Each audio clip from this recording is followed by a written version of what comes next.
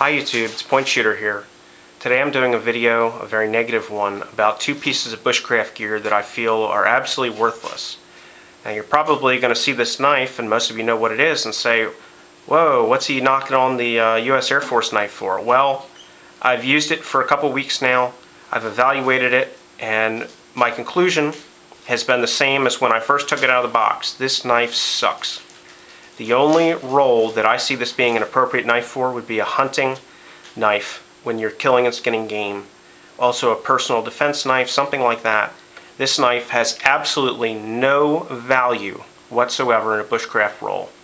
Now that's going to be strong words for a lot of people. I would never take this knife into a survival situation. The sad part is, and I understand there's a big following for it, this is the knife that our military has issued all the way from Vietnam up until possibly even present day. There's millions of them out there. There's knockoffs of them. Camillus made them, Ontario made them. This one happens to be in Ontario. It's not worth anything in a bushcraft scenario. You cannot chop with it and you can't baton with it. The reason is this. It has a thick tang, a heavy pommel, and a thick leather grip.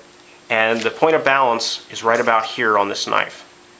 You can't chop because all the weight is in the handle. Also, it came with probably a 40-degree grind on it. I reprofiled it to 20, and look how that finish has not held up at all. That parkerizing sucks on this knife. It's just an abysmal knife. Yeah, it's really cool to have. I've been wanting one since I was a kid. You know, when I thought of a survival knife, this was always the knife I thought of. But I'm going to break this out in a separate review on it, but the only reason that I even got this was because I bought a US Navy SV2 survival vest, and it had the sheath for this knife.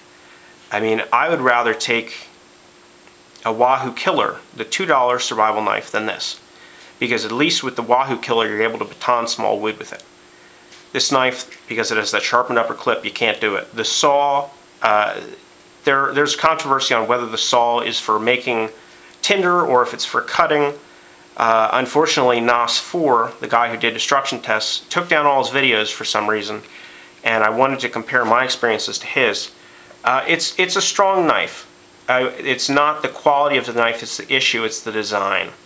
It's that it has all the weight in the handle and you can't chop with it. But stay tuned for another video on that knife. This is a Proforce wire saw. This was an absolute waste of money. I got it as a Christmas present, and I feel bad for whoever bought it. It is abysmal. Words can't even describe my contempt for it. I've been outside for 45 minutes trying to cut through 2-inch pieces of wood with this and getting absolutely nowhere except to cut 2 knuckles. What can I say?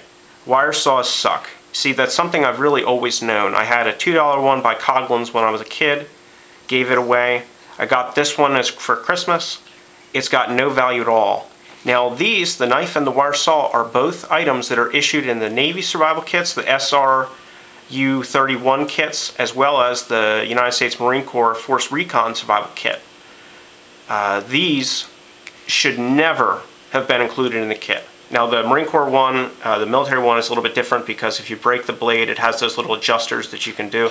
But it's a single strand saw. This is a triple strand saw, which most people feel would cut better.